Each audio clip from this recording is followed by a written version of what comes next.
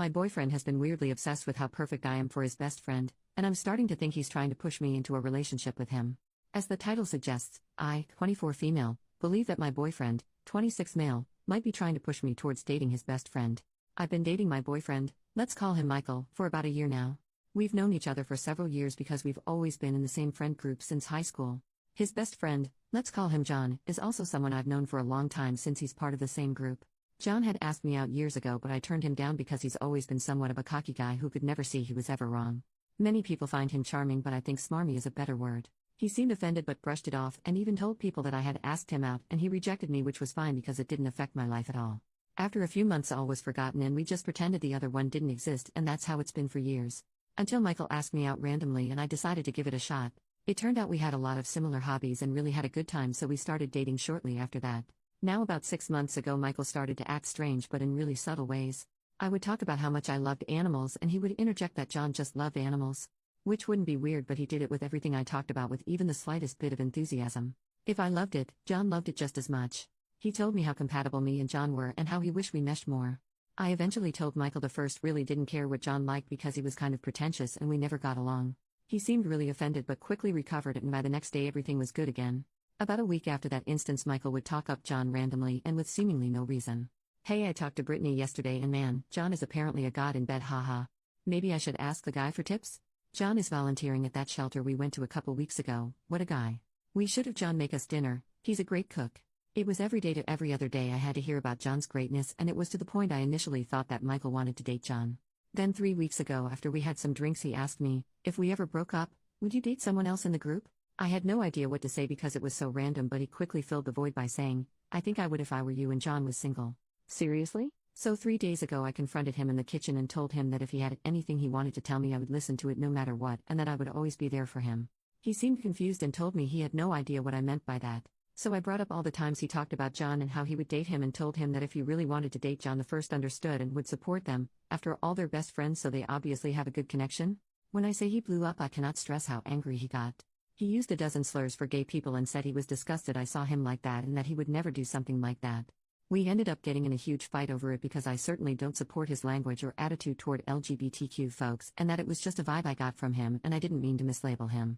We haven't really talked, but he's staying at his parents' house right now, and today John called me to tell me he doesn't support Michael's attitude toward me and invited me over to talk about it, even saying that Michael was 100% okay with it. Am I crazy? Am I making up some convoluted story in my head, or is this bizarre? Edit to add, so I called Michael when he got off work, and the first thing he asked me was if I went to vent to John. Naturally, I didn't because we're not close, and told him as much. He didn't have much to say to that, so I started on my questions that you guys suggested. Why are you pushing me toward John? Do you want to break up? Etc. He got once again defensive and said he refused to talk about it over the phone and suggested we meet at John's place to talk it out. I asked why John had to be included at all since it is really between the two of us, and he basically told me that it's really between the three of us. I refused meeting at John's for obvious reasons and told him if it had to be the three of us we could meet at a restaurant. He seemed fine with that, and we scheduled meeting at a bar and grill that's pretty close to all of us. I showed up early and got us a table that had some privacy, and not long after John walks through the door. He sat down immediately and started chatting about how we were both so timely and that he liked when women showed up early because it showed they had good time management skills. 25 minutes after Michael was supposed to show up, he texts me and says he had car problems and couldn't make it, but to get to know John since I was already there.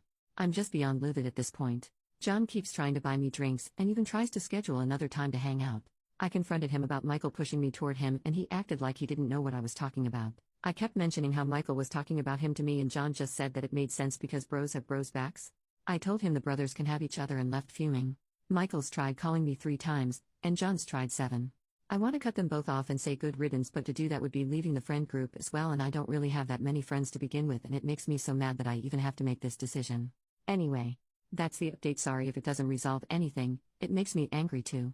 Update: I went to Michael's house pretty early this morning since I have work today and really needed this resolved. I had been up all night going back through the comments and trying to piece everything together, and honestly it was driving me crazy. Michael was alone when I got there, which was a relief because I pictured John showing up like a movie villain.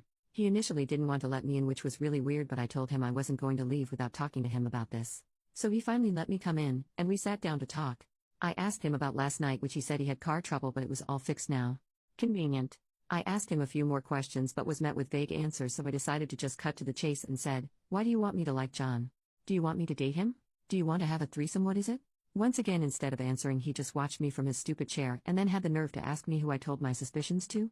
So I said I'd been running them through my head, but that my mom knew I was coming over to talk. She didn't, but he was starting to be really creepy. He got mad and said it wasn't like that and I was making him out to be the bad guy because they were, yes, looking for something long-term, not just a one-time thing. And now that all my suspicions were 100% confirmed, I told him you can't make plans including someone else without their consent, and that I would never be interested in anything with the two of them, and that I was no longer interested in anything with just him either. I started leaving and told him to never contact me again. Same goes for John, and he could share the message when he blocked my way out and said I had to hear him out and his side of the story. I told him I didn't want to nor care to, and that he needed to let me leave because my mom was expecting me in the next half hour. He started getting frantic, saying if he could just get John over there to explain, it would all make sense. So I ran out the back door and used the garden exit to get to my car and locked the doors immediately. He came outside and started pounding on my window saying I was making a huge mistake and that I'd regret this. I was bawling in my car when I backed it up to drive away. I'm pretty sure I drove over their mailbox by accident because the back of my car has a huge dent. My car was basically out of gas, so I had to stop even though all I wanted to do was put as much space between us as possible. Which is when I saw the dent, right when I was about to leave. Who else would call my name but his mom? She was on her way home from the grocery store and was worried because I looked like hell warmed over. I told her about everything that just happened and got more than a few stares from other people, but screw it, I guess I'm just the crazy lady at Maverick. His mom looked horrified for me and told me to stay as far away from him as possible. She told me to come sit with her in her car, where she proceeded to ask me when I met Michael, which was high school. She figured as much and said that in middle school, him and John s***ed a girl together and have a sealed record because they were minors and didn't mean to do it. She told me how sorry she was because she said it happened so long ago she thought he changed. She put him in therapy and thought he was better. She said if she had any idea there might have been a chance of this happening, she would have told me immediately. I just gave her a quick bye. I'm so freaking scared of everything right now. I'm going to my mom since they both know where I live. I sent a mass text out to everyone in the group detailing everything, and so far 3 people have said they support me, so that's good, I guess. What do I even do? I'm never talking to them again. I've already blocked them both on everything I could think of, but I've been getting hidden number calls since. I'm considering going into the police station to file a harassment complaint so that it's at least documented. My mom said she's going to call my uncle who works at the court and see what the next best step is. Thank you guys so much. I don't know if I would have confronted Michael without you guys confirming how weird this was. I'm terrified but glad that I at least know what's going on now. My mom's here as my support right now, and some of the girls are coming over later tonight just to make sure I'm okay. I'm sorry if this only makes some sense. The adrenaline still hasn't left me and my hands are unsteady. I appreciate every single one of you who took time to help me out because I think I got out just in time, honestly. Thank you guys. Last update. I'm so sorry it took me so long to update. Life has been crazy in between everything and the state shutting down again. I've been a mess. I went and talked to the police about getting a restraining order, but the officer I talked to said it fell into domestic violence and had me file a DVOP, domestic violence orders of protection, and we have an unset court date to take it before a judge. I'm nervous as heck about it, but at least something is going to happen. With Michael anyway, because I didn't have a relationship with John and he never technically harassed me, so there's not much I could do with him. I'm still getting a ton of blocked calls, but I'm in the process of changing my number, so that should resolve itself soon enough. I'm back in my apartment, though we've added some new safety features, cameras and new locks, and currently it's a waiting game. I have to see Michael in court at some point to tell my story, and John's gone missing in action. When the police went to talk to him, he wasn't home and hasn't been as far as anyone I talked to knows. I get weird letters left at my door, but they've all been delivered by the post office, so not much I can do about that. It's mostly rambling about love, which gives me the creeps. I've stopped opening them at this point and keep them in the drawer for when I go to court. I have an interview for a new job, so wish me luck. My boss has let Michael in twice since I've been back and I don't feel safe there anymore. My friends are split 80-20 now. Minority thankfully is with Michael and John, but now I know who I can't trust. Anyone who listened to what I had to say and still think I'm being irrational because I led John on is a jerk. No way about it. So good riddance. Unfortunately, my mom wasn't left alone and someone broke her front window, so the police also had to show up for that one. It's been quiet for 2 days now. I'm not sure whether to be relieved or nervous. Does looking over your shoulder ever go away? I hope so. This feels more like a diary now than a post. I'm okay though, and my life is getting there, so once again thanks to everyone who helped or messaged me. OP leaves a small update in the comments 4 months later. Michael's tried to see me a few times, but every time he attempts to is just another thing I can write down for my court case. He technically isn't allowed near me or my place of work while we wait, but he's tried because he can't take no for an answer. Most of my friends are still with me though, and I didn't realize how much I hoped they would be until it all calmed down and I still had them around to help me through everything.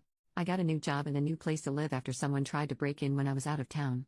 I finally got my day in court, and Michael can't be within 800 feet of me without me being able to call the police. He also can't go anywhere I typically go, which includes my new apartment building or job. The letters really helped with all that because everything else was just my word against his situation. I asked his mom to come as a witness, but she refused to talk against her son, so whatever. But yeah, basically, I'm breathing new fresh air around here. I've seen John twice in passing and it still gives me the creeps. He's not barred from being around me, so he makes it a point to show up, public places, when he can and just hang around like the weasel he is. But the police gave him a very stern and impromptu talk when he showed up to support Michael at court. I think I'm in the clear, but they just want me to know they're still around, which sadly there isn't much I can do to stop John anyway. Yeah, that's all for now. Thank you again to everyone for your advice and nice comments. It was very helpful, and I'm so grateful. Bye now.